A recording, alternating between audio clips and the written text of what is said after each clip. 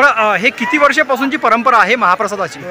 हे 2 वर्ष झाले. आमचे गेल्या वर्षीचं पहिलं वर्ष होतं आणि हे दुसरं वर्ष आहे आमचं. साधारणतः या महाप्रसादामध्ये किती भक्तिभावक जे आहेत भाविक सहभागी होतात? यामध्ये प्रसाद घेणारे कमीत कमी 4 ते 5 हजाराच्या वरी भाविक भक्त प्रसाद घेतील आज. पण या निमित्ताने जे कृषी उत्पन्न बाजार समितीने परंपरा जपली आहे गणेश महोत्सवाची, तुम्ही वाशिम जिल्ह्यातल्या लोकांना आणि गणेश भक्तांना काय सांगाल या निमित्ताने?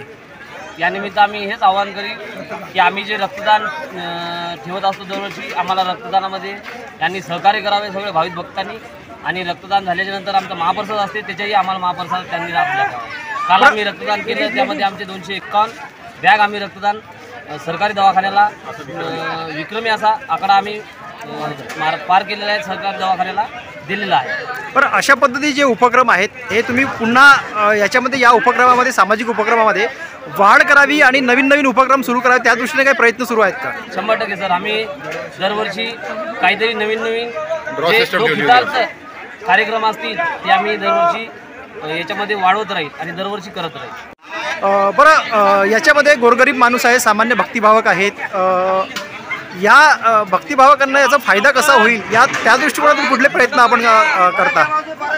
आम्ही प्रत्येक वर्षी मागच्या वर्षी रक्तदान ठेवलं होतं आणि याही वर्षी ठेवलेलं आहे. 251 हा विक्रमी आकडा आम्ही पार केलेला आहे.